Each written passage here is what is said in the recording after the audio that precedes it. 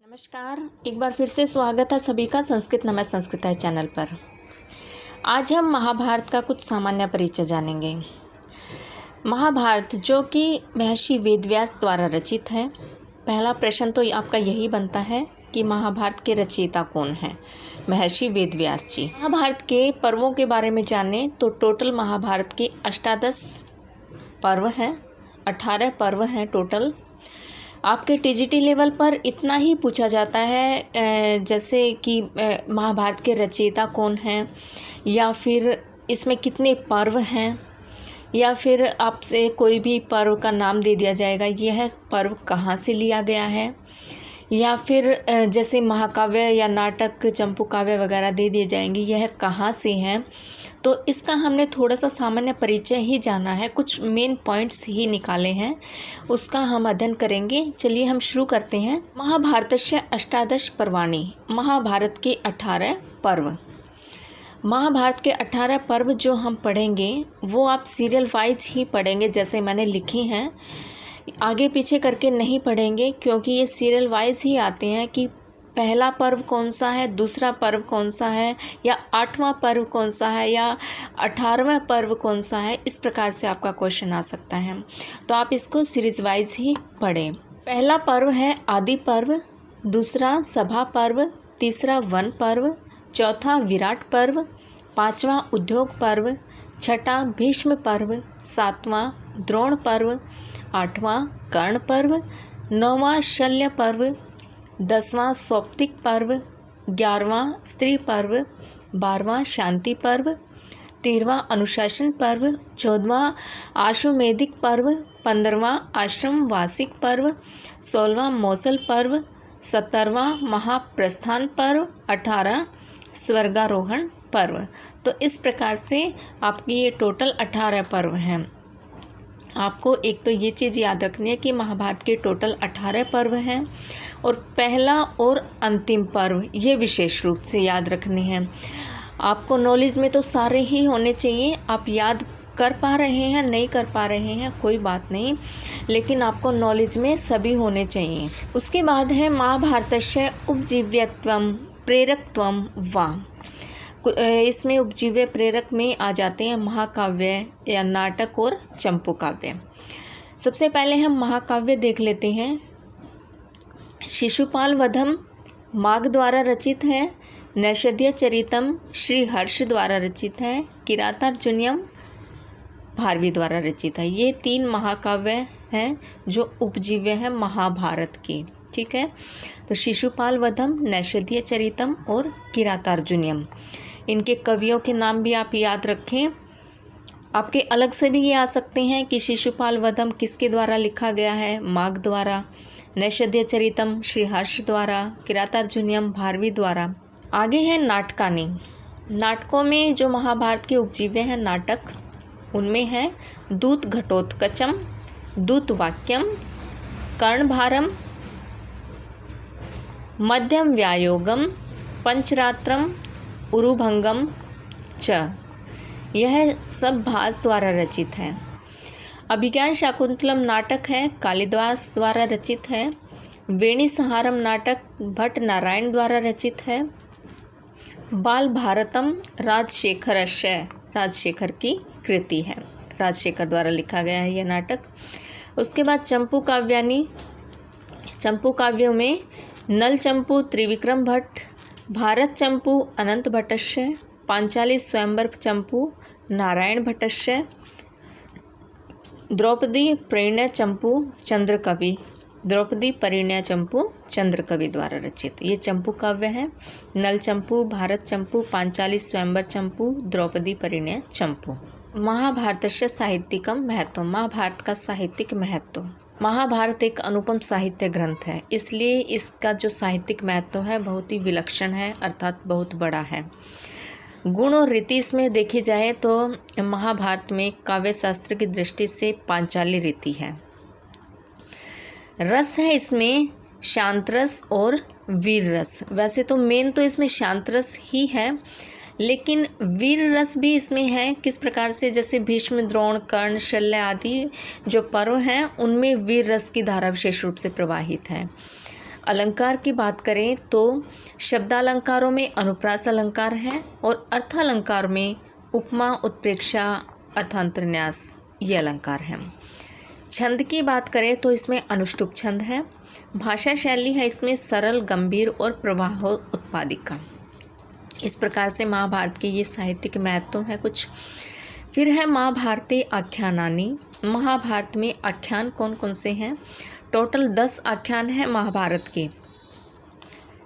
Counting याद रखें आप, विशेष रूप से आपको रीड करना है, केवल रटना नहीं है। आपको नॉलेज में होने चाहिए कि यह आख्यान महाभारत से ही लिए गए हैं। तो टोटल 10 आख्यान हैं महाभारत की। सबसे पहला है कद्रु विनतोपाख्यानम। यह आख्यान जो है आदि पर्व से लिया गया है।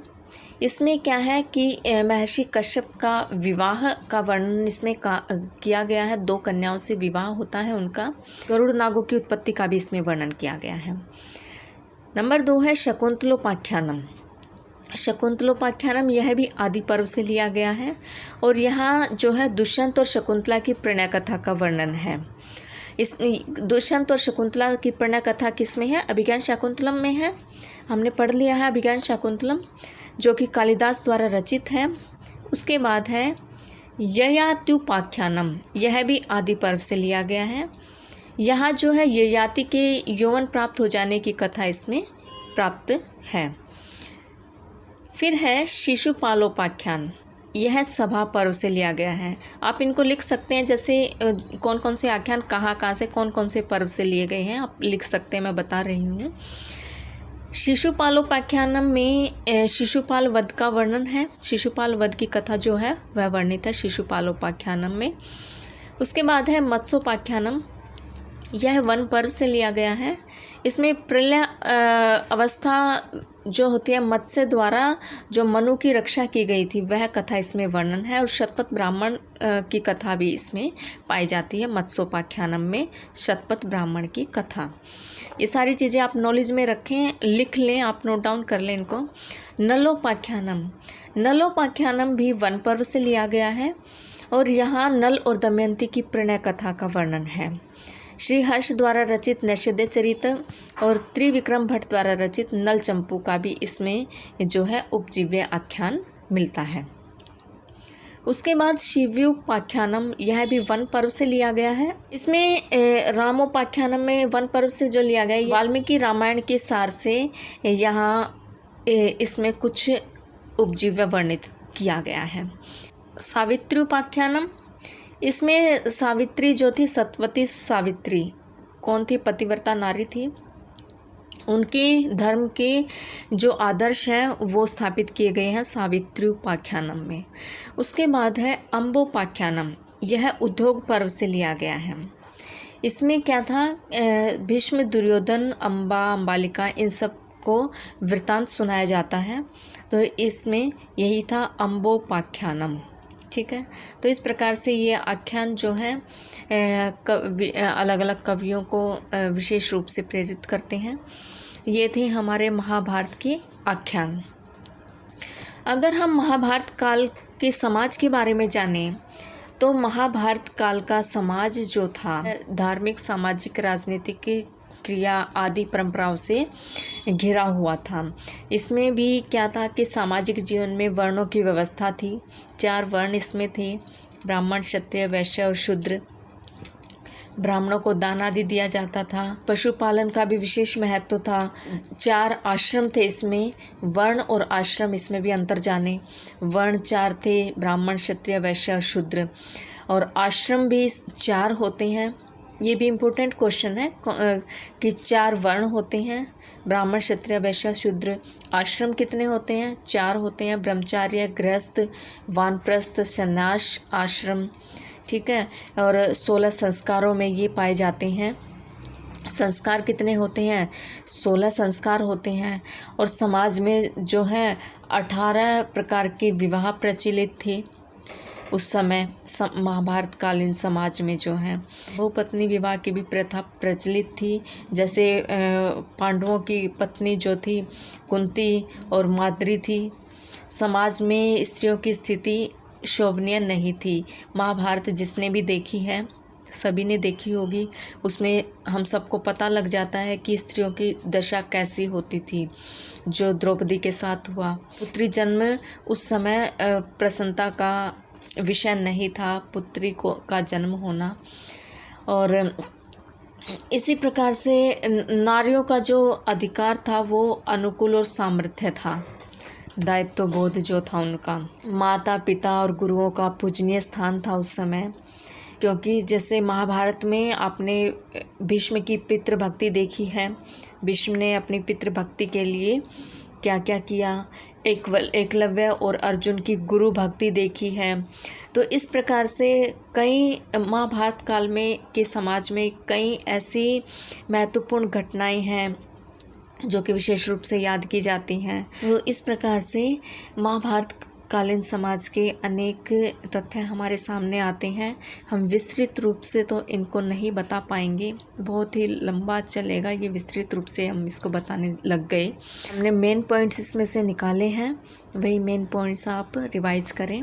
तो इस प्रकार से महाभारत का कुछ सामान्य परिचय हमने जाना। आज के लिए इतना ही। वीडियो देखने के लिए धन्यवाद।